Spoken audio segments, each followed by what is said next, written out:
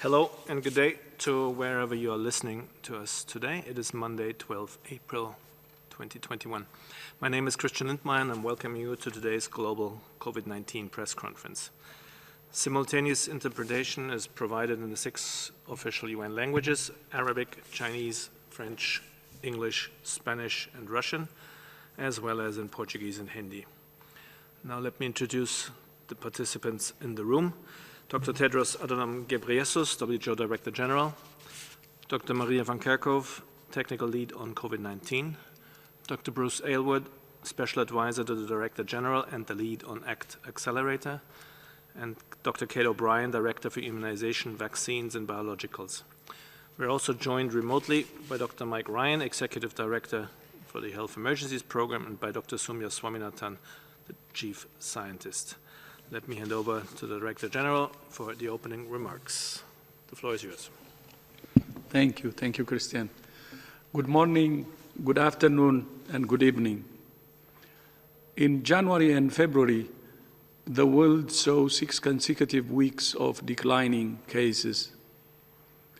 We have now seen 7 consecutive weeks of increasing cases and 4 weeks of increasing deaths. Last week was the 4th highest number of cases in a single week so far. Several countries in Asia and the Middle East have seen large increases in cases. This is despite the fact that more than 780 million doses of vaccine have now been administered globally. Make no mistake, vaccines are a vital and powerful tool, but they are not the only tool. We say this day after day, week after week, and we will keep saying it. Physical distancing works, masks work, hand hygiene works, ventilation works, surveillance, testing, contact tracing, isolation, supportive quarantine, and compassionate care. They all work to stop infections and save lives. But confusion, complacency, and inconsistency in public health measures and their application are driving transmission and costing lives. It takes a consistent, coordinated, and comprehensive approach.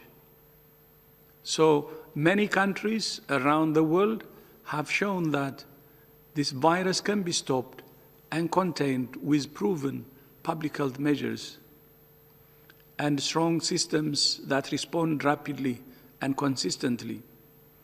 As a result, many of those countries have gained control over COVID-19, and their people are now able to enjoy sporting events, concerts, restaurants, and seeing their family and friends safely.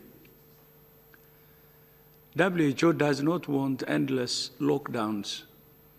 The countries that have done best have taken a tailored, measured, agile, and evidence-based combination of measures.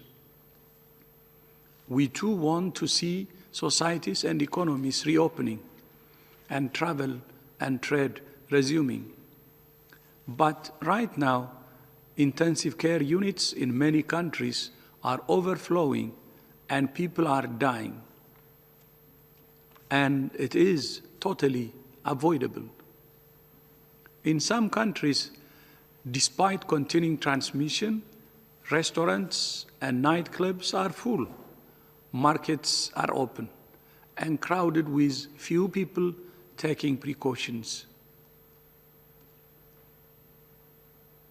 Some people appear to be taking the approach that if they are relatively young, it doesn't matter if they get COVID-19. This disease is not flu. Young, healthy people have died, and we still don't fully understand the long-term consequences of infection for those who survive.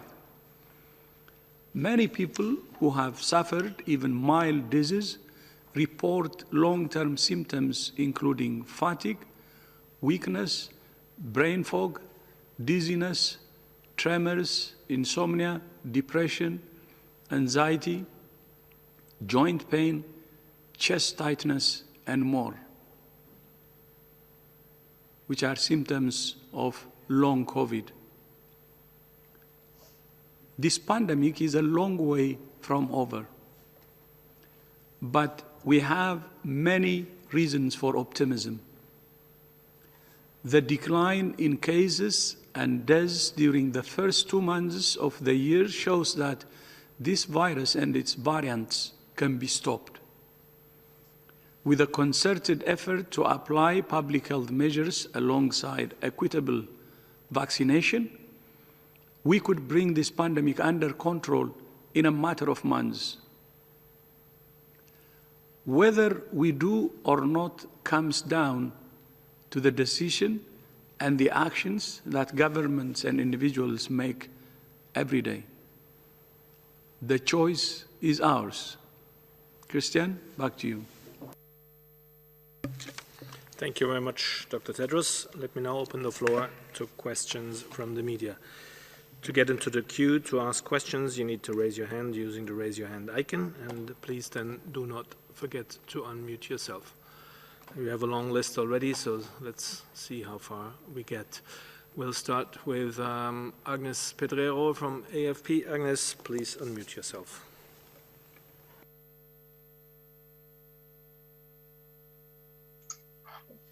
Yes, hi, good evening, everybody. Do you hear me? Please go ahead. Yes, thank you. Dr. Tedros has participated in a summit on manufacturing vaccine in Africa today. And while there is another high-level meeting with WHO and WTO and manufacturers of vaccines this week, we wanted to know if there is any progress on that front, and if you can share some details with us about that. And if we should expect a boost, an increase in production in the near future of the vaccines that have been already authorized. Thank you. Thank you very much, Agnes. Let me start with Dr. Aylward, please. Thank you very much, Agnes. Yes, the meeting today was particularly important, and it was a summit called by a number of heads of state of Africa and the African Union to discuss steps that could be taken concretely and rapidly to establish production capacity on the continent, and then to use that obviously to expand in the near term and longer term the production capacity for Africa in particular, but even to serve beyond that potentially. And I participated in part of that meeting, and I think what we saw was extraordinary seriousness and commitments from the very heads of state, as well as the expert agencies in Africa, such as the African CDC, to move very, very quickly on this agenda. Now, as everyone knows, it takes time to build those capacities, to get the regulatory capacities in place. But when you have that kind of political will to put the necessary resources behind it and support behind it, I anticipate that this is going to move much more quickly than people will have anticipated. But the meeting is still going on and will be for some time, so I think we'll have to wait to see where the final decisions and next steps land. Thank you very much. Christian, maybe I could add. Sure. So this is Dr. Sumya Swaminathan, our Chief Advisor. Please add. Thank you. So just to add to what Dr. Aylward said, the WHO, along with the partners in COVAX, that's CEPI, Gavi, UNICEF, but also others like the Bill and Melinda Gates Foundation and the World Bank, have now been working on a proposal to really expand manufacturing capacity for vaccines and eventually other health products, drugs as well, in areas of the world where there is a little or no capacity just now. Because what we've seen in this pandemic is that there is a massive imbalance in the global supply chains, and especially in manufacturing capacity in some parts of the world and not in others. The African Union, as we just heard, is very keen to invest in building that infrastructure and capacity. This is something that will take some time because you have to build not only physical infrastructure, that's the easier part, but it's the human, it's the trained human resources that you need that have the expertise, because the vaccine development is a fairly complex endeavor. And so there would be a process of having to train those staff.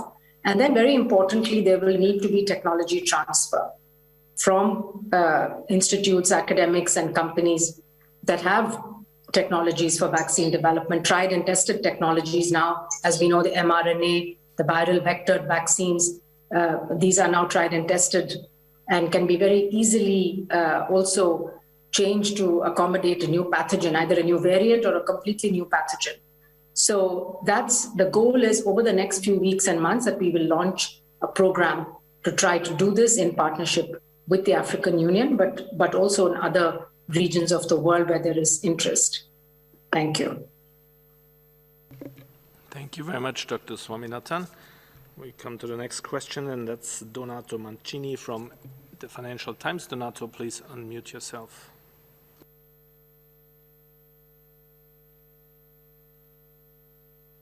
Hey, can you hear me? Yes, please go ahead. Thanks for taking my question. Do you have any more comment on the planned mix and matching of vaccines, most recently in China, but also France and Germany? I know you said there's not enough data to support the use, but I'm wondering if you have any more sort of color on that. And the other question that I had for you is, what is the current status of the 4 Chinese-made shots in terms of WHO appraisal? Are you looking at them? Will you be looking at them? Thank you so much. Thank you very much, Donato. And Dr. Aylward, please. Thank you very much, Donato. I'll take the second part of the question, and then I think Kate will speak to the first part of it. So in terms of the Chinese products, as we've talked about last week, WHO has, since the beginning, since late last year, actually, 2020, we've gone out with a call for expressions of interest for any company that is engaged in advanced stage trials and production of COVID-19 vaccines to work with the WHO on the early and ongoing, what we call a rolling review of those products, similar to what the European Medicines Agency was doing, so that we might, as rapidly as possible, be able to ensure that they meet WHO emergency use listing requirements, and that they could be then recommended by WHO for use. At this point, 2 of the Chinese vaccines are in advanced stages of assessment in that process, the Sinopharm and the Sinovac products. As you know, we had teams in China for nearly a month through January and the beginning of February to assess the facilities, the manufacturing practices, etc. With that part done, there's a number of additional stages and steps which are happening now, with the expectation that at least one of these products will be looked at by the technical advisory group that advises on the emergency use listing of products for WHO as early as late this month, and then a second product hopefully very soon after. And then with respect to the mix and match, perhaps Kate would like to speak to that. Yeah, on this question of what we refer to as mix and match, where a second dose would be of a product different than the first dose, there are no data at this point on any mix and match regimens, although certainly there probably are individuals around the world who have had a different product than for their second dose than the product that they had as their first dose. We really welcome studies that would look at mix and match regimens, because clearly from a supply perspective, and also from a programmatic perspective, where many countries have more than one, and some countries up to 3, 4, 5 products in the country, it would be very valuable to have these kinds of data to inform how best to use the vaccines. So we really encourage studies to look at mixing and matching vaccines, but that really does have to be done in a way that provides evidence that can be acted upon both by the regulators and by the policy advisors and policy makers. We are aware of a clinical trial in the UK looking at a mix and match regimen with the AstraZeneca and the Pfizer product. And again, we look forward to additional studies looking at combinations of different products in a single regimen in an individual. Thank you. I'd like to add very quickly, Christian. Please go ahead. To what's been said, and that is about actually the standardization of the assays. As you just heard, there's a study going on in the UK that's looking at mix and match of AstraZeneca with one of the mRNA vaccines. I think they're using both Pfizer and Moderna. The endpoint there is going to be immunogenicity. So it's not a clinical efficacy trial, but it's basically going to look at comparable immunogenicity. And as you know, we still don't have a definite correlative protection to use for vaccine trials or for that matter to test people to see if they have antibodies that will protect them from infection or from disease. So we really need to define that cutoff. And that can be done essentially if the different studies around the world try to use the same standard, because otherwise you cannot compare the results of the antibody assays, both neutralization antibody assays and binding antibody assays. So what WHO has done is, we of course have this expert committee on biological standards that sets the standards for many tests, and it does so every year. They work very rapidly to establish the standards, both for neutralizing and binding antibody assays.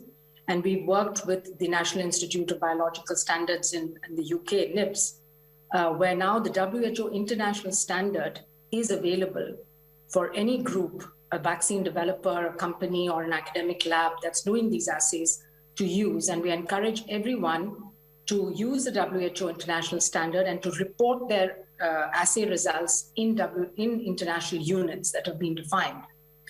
That will then enable us to compare the different studies and ultimately, hopefully, define the correlate of protection, which would really help in the kind of studies that we're talking about, the mix and match studies, but also to test the new vaccines which have been developed for variants, as well as other potential new vaccines that are coming down the pipeline. So I wanted to alert everyone to the fact that we do have the WHO international standards, and we encourage everyone to use those. Thank you.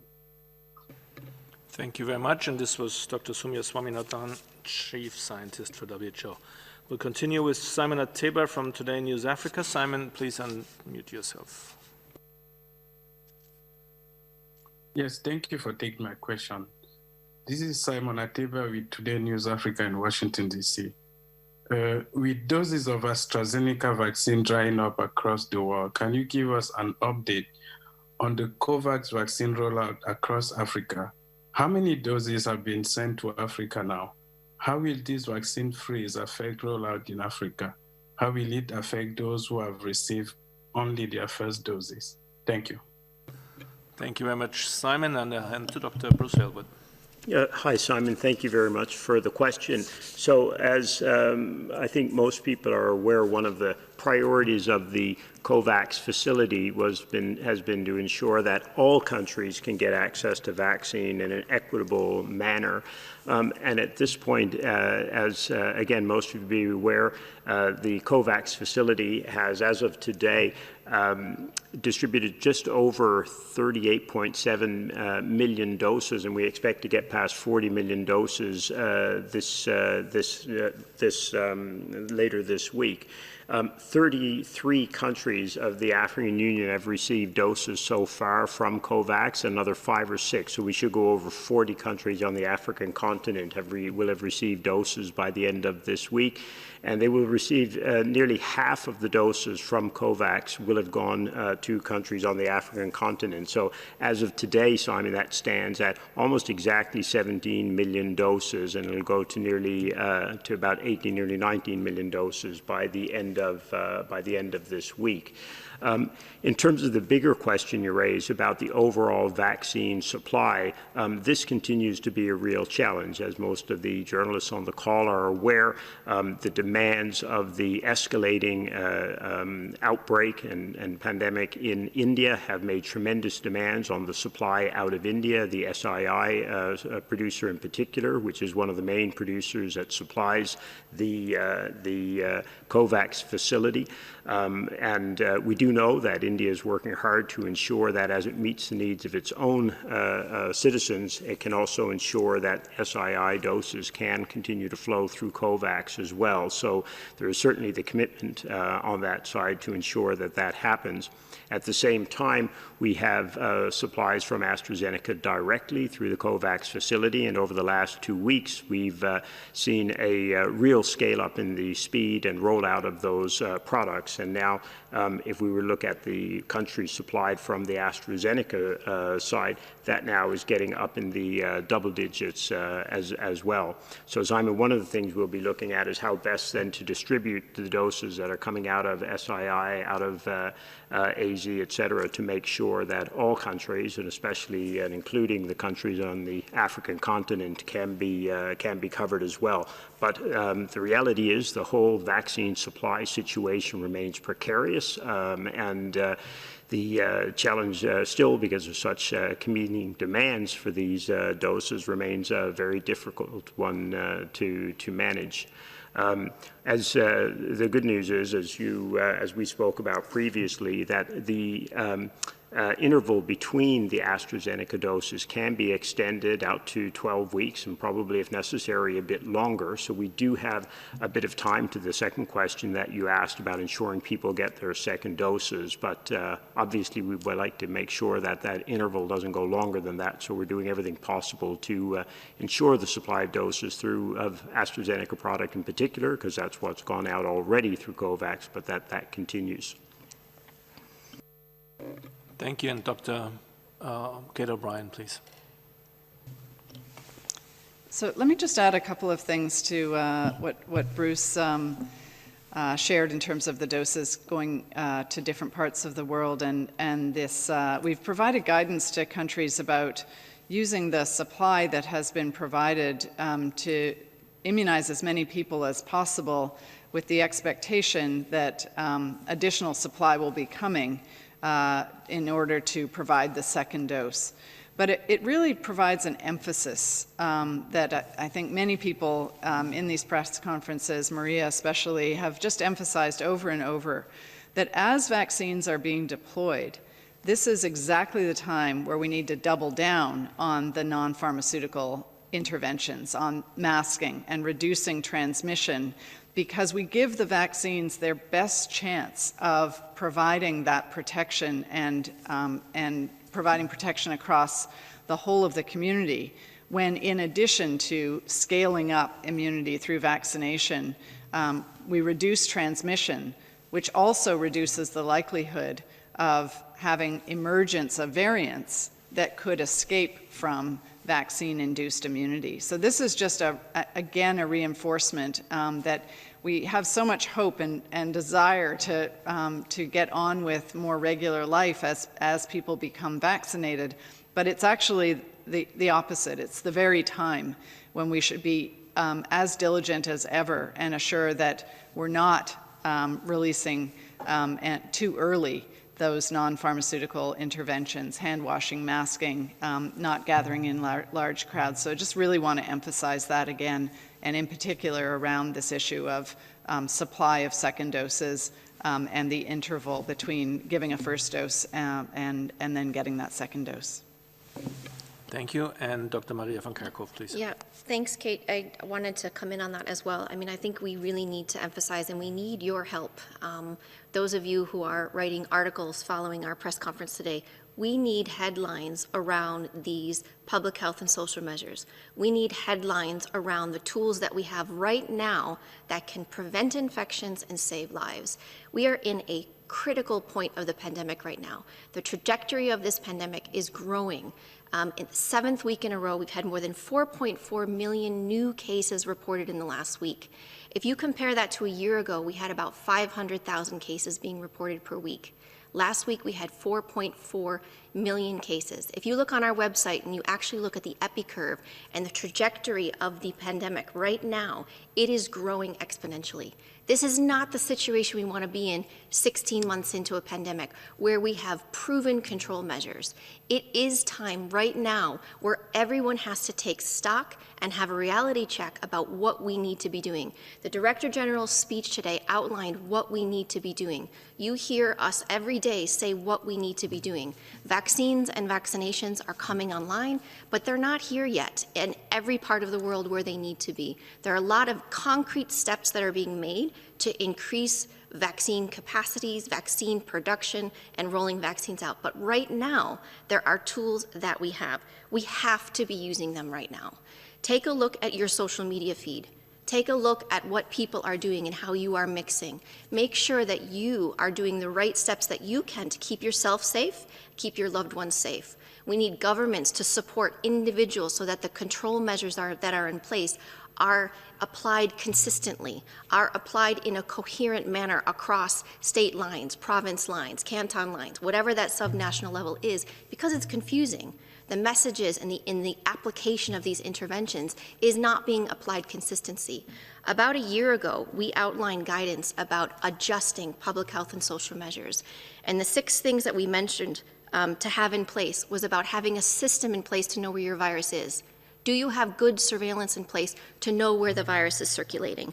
Do you have health system capacities in place to detect cases quickly, to carry out contact tracing, to provide supported quarantine, to get individuals into a clinical care pathway so that they can receive the care that they need? Do you have the outbreak risk minimized in specific settings, like long-term living facilities or settings where we know that the virus transmission can be amplified, indoor settings, for example? Do we have preventative measures in place in workplaces, in schools? All of the measures that are outlined for physical distancing, disinfection, good ventilation, good communication for staff, for people who are visiting these essential locations. Have you managed the risk of importation as travel is opening up? And do we have communities fully engaged? All of those 6 measures that are outlined still need to be applied as we look at adjusting our measures. If you look at the trajectory within your borders, reassess the situation and see what can be done. We all need to be playing our part at an individual level, but we need governments to support us in being able to do so. There was a 9% increase in transmission last week, 7th consecutive week where we've seen an increase in transmission, and a 5% increase in deaths. This is not the direction we need to be going, and we really need to be serious about this. It is vaccines, but it's not vaccines only, it's vaccines and. What can you be doing every day? What can we be doing to keep yourself safe and your loved ones safe? Thank you all so much for these clarifications, and now we move to Priti Patnaik from, I guess, the New Humanitarian. Priti, please unmute yourself.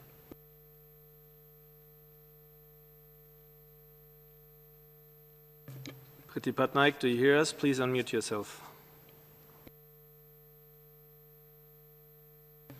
Can you hear me? Now it's good. Yes, please go ahead. Yeah, this is Preeti from Geneva Health Files. Last week, it was mentioned that a vaccine manufacturing task force was set up under COVAX. Can you tell us a little more about this? And if this task force will only look at bilateral technology transfer to boost production of vaccines? And if yes, will this undermine the COVID-19 technology access pool that seeks to encourage non-exclusive licensing agreements? Thank you. Thank you very much, Priti, and I'm virtually looking at Dr. Soumya Swaminathan, please. Thank you for that question, Preeti. It's really important, and I think it, just to build on what was discussed a little bit earlier, response to another question. So we will come up with more details on the vaccine manufacturing task force in the next few days. But what we're doing right now is working with the key partners, particularly with CEPI, also with Gavi and UNICEF, to outline what the key actions are going to be. The goal, of course, is to increase vaccine supplies so that we can scale up the vaccination programs globally and to do it as quickly as possible. And for that, we need some actions which are very immediate and short term, and that will result in immediate removal of any obstacles. And that is things like looking at the raw materials and the ingredients and the tubings and the plastic, which is getting into short supply now because there are limited suppliers of these products, and the demand is the supply. There are also export restrictions that have been put in place by some countries on some of these products, which is creating a problem for some manufacturers. So the first step is really to identify what those critical needs are, where there is a global shortage, and try to address them, find either new manufacturers for those products, but also work with governments to make sure that there are no export restrictions on these products. And that's where the WTO and the trade rules would come in. The second would be really to look at expanding the manufacturing of currently available and approved vaccines. We've seen a number of manufacturers have gone out and done their own, made their own arrangements. AstraZeneca, for example, has partnered with over 8 companies around the world, but not all have done that. And so we want to try to encourage companies to do more of this type of voluntary licensing of their technologies. And this is where the CTAP comes in. So there is a link very much with the COVID Technology Access Pool, who will work closely with the Medicines Patent Pool that has all the, they have the knowledge and the experience in doing these kind of licensing agreements, which are fair, which are transparent, and most importantly, they must assure that the additional doses will go through COVAX to the countries that need them. So there has to be an equitable distribution of the additional doses that are produced. So that's why working with an intermediary like the Medicines Patent Pool and CTAP is going to be very important. The third stream of work in this task force is really going to be expanding the basic manufacturing capacity of parts of the world, the African continent, for example, that currently have very, very limited capacity. And that will involve a number of different activities. It's going to require investment. It's going to require a business plan for sustainability. And it's going to need, of course, technology transfer, a lot of training, and so on. So that will probably take 6 to 12 months to get into place. But some of the other actions that we can take now could make a difference in the next 2 to 3 months. So it's going to be an integrated approach with immediate short-term, medium-term, as well as long-term goals and objectives, but all with the goal of increasing vaccine supplies for COVID, but also for other diseases. Africa has a huge need for vaccines for diseases that are still quite common on the continent: yellow fever, Lassa fever, and others, Ebola. So there is a huge potential for manufacturing vaccines on the continent for other diseases, and ultimately be, self-sufficient. So that really is the goal, and I think you'll be hearing more about it in the coming days. Thank you. Thank you very much, Dr. Swaminathan. With this, we move to Ankit Kumar from India today. Ankit, please unmute yourself. Thank you. I wanted to ask about remdesivir. Where does the WHO stand on use of remdesivir? Is there any clinical trial to show that it's useful as far as COVID is concerned? Because in India, there is a huge queue of patients to get remdesivir who cannot get it. Could you please comment on this? Thank you. Oops, pardon. Thank you very much, Ankit, and please, Dr. Swaminathan. Yes, I can start. And I don't know if Janet Diaz is on the call, but essentially the guideline development group of WHO did put out guidance. As you know, we have this living guidelines now, where every time there is enough evidence on a particular drug, we update the guideline. And this was done for remdesivir several months ago. Based on the available evidence, there were about 5 trials that were available at that time, of which the Solidarity trial was the largest multi-country trial in more than 30 countries, which essentially showed that remdesivir given to hospitalized patients did not reduce mortality, it did not reduce the duration of hospitalization, and it did not affect the progression of disease from being, say, off oxygen, to patients progressing onto oxygen or the need for mechanical ventilation. Those were the endpoints that were looked at. Now, there are smaller studies that have shown in some subgroups of patients, perhaps some marginal benefit, like patients who need low-flow oxygen. The NIH trial showed that perhaps there was a marginal mortality benefit, but it was in a very small subgroup of patients. The Solidarity trial, as you know, has been going on now for the last almost 1 year, and the final data on remdesivir is now being analyzed. This is going to be looking at more than 4,500 patients in remdesivir compared to the same number in placebo. So this is really a huge number.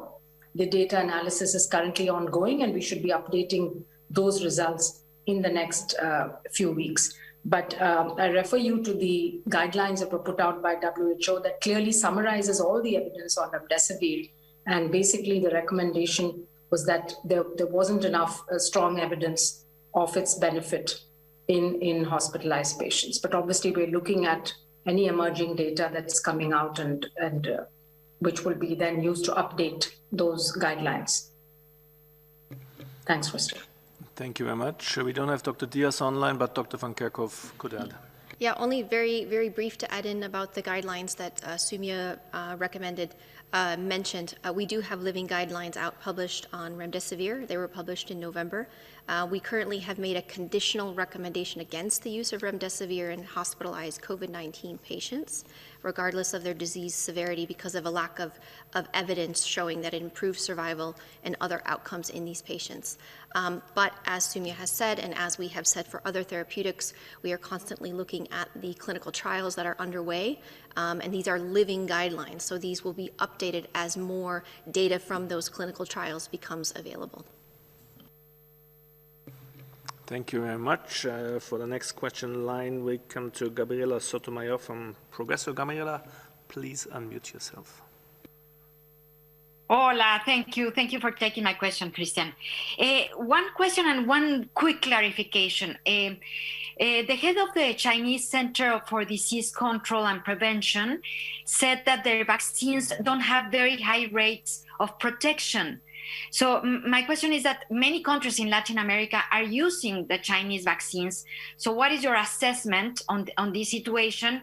And a very quick clarification, if may I, after my question last week, because I think your message has not been understood.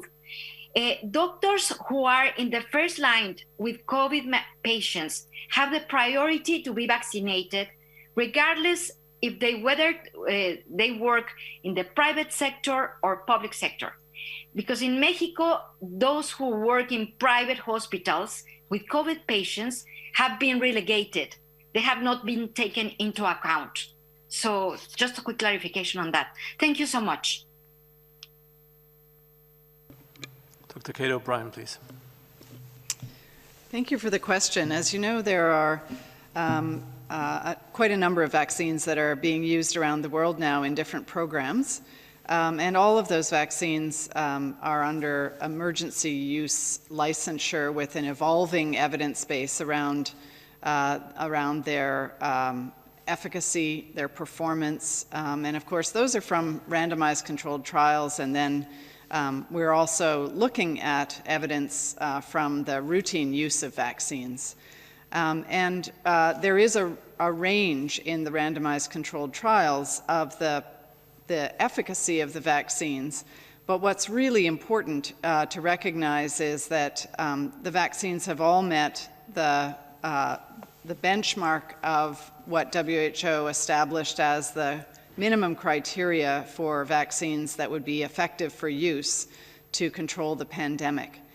The second thing to recognize is that when you compare the results of one vaccine against another, in spite of some standardized case definitions, That doesn't necessarily mean that the case definitions were used in a standardized way from one trial to the next. So it is quite difficult to compare the specific quantitative results from one product to the next.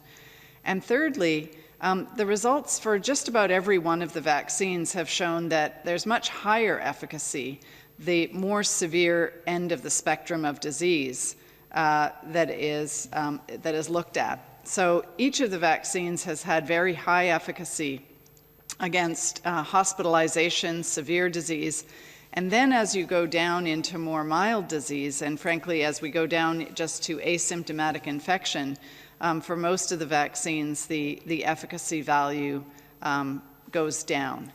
And so what I think is most critical here is that we are in a phase of constraint of supply of vaccines around the world. We're learning about the best use of each of the vaccines as we go forward. In particular, I think you're referring to some recent results that have come out in the past 4 or 5 days and over the weekend on the Sinovac product, and some trial results both in routine use and from clinical trials. And again, a range of values have been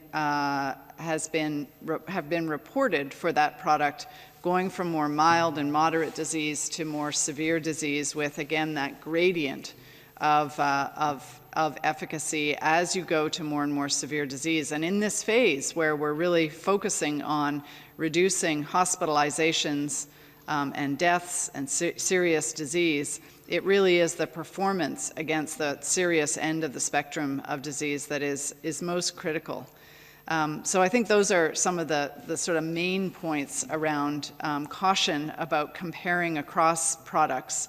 The fact that we're really looking at products that meet those benchmarks that WHO set for the performance of the vaccines that would be useful in public health programs, and ongoing learning about how best to use the products that are at hand, with prioritization of the products for healthcare workers and those at highest risk of serious disease, which is really the target for protecting healthcare systems and reducing to the maximum degree possible serious disease and death. Thank you very much for these clarifications. We'll come to the last question as I see it for a guest we haven't had online here with us so far, and that's Konstantinos Davanis from Greek Public TV ERT. Konstantinos, please unmute yourself. Thank you, Christian, for the question. Greece, like other European countries, has rightly started conducting self-diagnostic tests in schools and the society, so that the coronavirus transmission chains can be broken in a very difficult situation with increasing number of cases. My question, how useful are the self-tests in the strategies to reduce cases? And one question that has arisen in many countries is the management of test waste that has been done so far in test centers.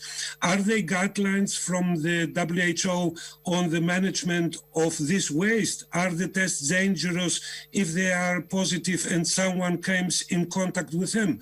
Thank you very much. Thank you very much, Konstantinos, and I'll ask Dr. Van Kerkhove, please. Yeah, thank you. So Bruce was just mentioning also we didn't answer the second part of the last question, which was about health workers. And just to emphasize that our recommendation for health workers are all health workers, regardless of where they are working. The recommendation is for health workers to receive the vaccination and make sure that we reach all health workers in all countries before we reach all of the populations in some countries. So thanks for just giving me a chance to clarify that. That was for Gabriela. With regards to self-testing, I think your point about waste is an important one, but let me highlight something before that. I think what is really interesting in this pandemic is that we've had really interesting innovation as it relates to testing. And this is a very exciting time in terms of the advancement in our ability to detect virus, to detect the SARS-CoV-2 virus. And so there's a lot of really exciting innovation that is out there on testing that's easier to use, that can be done by an untrained individual, by you or I, at home outside of a healthcare facility. But what we have to do is we have to make sure that these self-tests are accurate, that they're reliable, that they're quality assured, that they're easy to use, and that they perform well. And so there's a lot of tests that are on the market, and not all of them perform well. Many of them are under evaluation in individual countries. We will be assessing those as well into the future because testing needs to be strategic in countries. The use of tests as part of controlling COVID needs to be linked to public health action. Testing for testing's sake really isn't useful. What we need is to know who has the virus so that they can receive clinical care, an appropriate care, so that they can be isolated and so that contact tracing can be carried out. And so this is really important that it's reliable. Given that we have some self-tests that are coming on the market, we need to make sure that they're assessed. But this is really important. In terms of waste, the viral load that's used in these tests that are as part of the tests are considered to be quite low. It's important to follow the manufacturer's recommendations in terms of disposal of this. As a precaution, we recommend putting it in a sealed bag before you dispose of it. But it is possible that a combination of testing can be used. I think you heard the Director General talk a lot about testing, how important that is. But I do want to emphasize that testing needs to be strategic, and we need to use all of the tools at hand. But these tools need to be reliable, they need to be accurate, and they need to be linked to public health action. Thank you very much for these clarifications, also the add-on for the question before. With this, we're coming to the end of our question and answer session. Thank you all for your participation online and in the room. We will be sending the audio files and Dr. Tedros' remarks right after the press conference. The full transcript will be posted on the WHO website tomorrow morning. For any follow-up questions, please contact media inquiries at who.int. Now, over to Dr. Tedros for closing remarks. Thank you. Thank you, Christian. In closing, I would like to say a few things. The COVID-19 pandemic has shown that global manufacturing capacity is not sufficient to deliver vaccines and other essential health products quickly and equitably to where they're needed most. Earlier today, I joined several leaders from Africa for a discussion about how to increase local vaccine production. It was very encouraging to hear from the presidents of Rwanda and South Africa and also Senegal speak about the concrete steps they have so far taken to start local production. As you know, early in the pandemic, African countries came together to agree on a coordinated continental approach to the pandemic. And now they're coming together for a coordinated approach to scaling up manufacturing. Investing in sustainable and secure domestic manufacturing capacity and national regulatory authorities is critical for providing essential immunization programs and for building strong, resilient health systems against the inevitable health emergencies of the future. To address this challenge, WHO and our partners have established a COVAX manufacturing task force, as has been explained by Soumya, to increase supply in the short term, but also to build a platform for sustainable vaccine manufacturing to support regional health security in the long term. What should be done today should be done today. WHO is also ready to provide immediate technical support to assist countries in assessing the feasibility of local production and in accessing technology and know-how.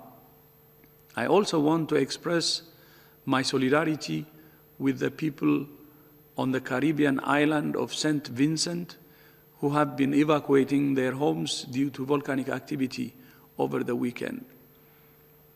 According to experts, there are likely to be further eruptions, and WHO stands ready to support the government and people of St. Vincent in any way we can.